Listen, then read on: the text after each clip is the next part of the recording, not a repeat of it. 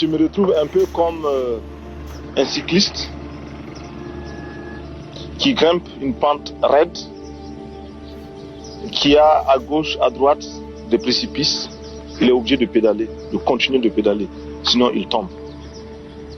Alors pour rester moi-même et pour me sentir moi-même, je suis obligé de continuer dans cette lancée-là. Vous vous sentez isolé en Afrique? Mal compris en tout cas. Mal compris, mal aimé? Mal aimé. Ouais. Le jour où vous attendez que Blaise prépare un coup d'État contre vous, ce ne sera pas la peine de chercher à vous y opposer ou même de me prévenir. Ça voudrait dire que c'est trop tard et que ce sera imparable. Il le connaît tellement de choses souvent que personne ne peut me protéger contre lui s'il voulait s'attaquer à moi. Il a contre moi des armes que vous ignorez. Donc, s'il prépare un coup d'État, il faut là être vraiment fataliste. Il faut se laisser aller. C'est imparable. Mais au fond de vous, vous ne pouvez pas imaginer qu'il puisse en reparler. Non.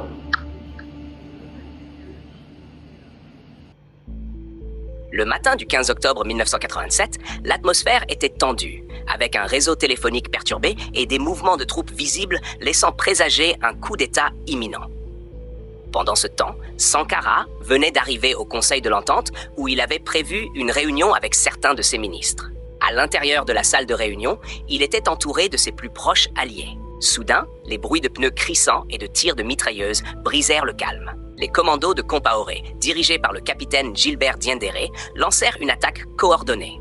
Ils neutralisèrent rapidement les gardes de Sankara, abattant chacun d'eux. Dans le chaos, Sankara, avec un calme résigné, quitta la salle de réunion les mains levées, tentant de se rendre. Dès que les commandos le virent, ils le frappèrent avec une rafale de balles provenant de leurs fusils Kalachnikov et G3, criblant son corps de balles. Vers 16h30, Thomas Sankara, le leader révolutionnaire du Burkina Faso, était mort. Il n'avait que 37 ans. Seul Alouna Traoré, conseiller juridique de Sankara, réussit à survivre à l'attaque. Par la suite, les corps de Sankara et de 12 de ses ministres tués, ainsi que du personnel de sécurité, furent transportés à la hâte dans un camion militaire et enterrés sans cérémonie. Dans les jours suivant l'assassinat de Sankara, des milliers de Burkinabés se rendirent sur son lieu de sépulture pour lui rendre hommage. Déposant des fleurs et pleurant, ils laissèrent des messages manuscrits exprimant leur chagrin et leur colère. Ensuite, de nombreux anciens camarades de Sankara qui avaient refusé de soutenir le nouveau régime furent détenus, battus ou contraints à l'exil. Même ceux qui n'avaient pas activement opposé le coup d'État, comme le commandant Jean-Baptiste Lingani et le capitaine Henri Zongo, les membres restants du Quatuor, furent sommairement exécutés en 1989.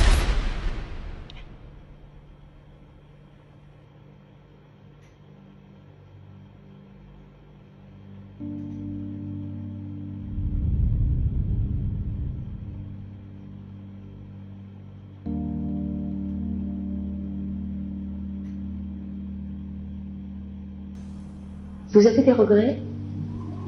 D'avoir perdu un ami, bien sûr. Et un regret aussi qu'à un moment de sa vie, il ait pensé à nous liquider. Dommage. Ouais, c'est dommage. Compaoré affirma que ses actions visaient à rectifier le cours de la révolution, se présentant comme un sauveur qui restaurerait la nation sur la bonne voie.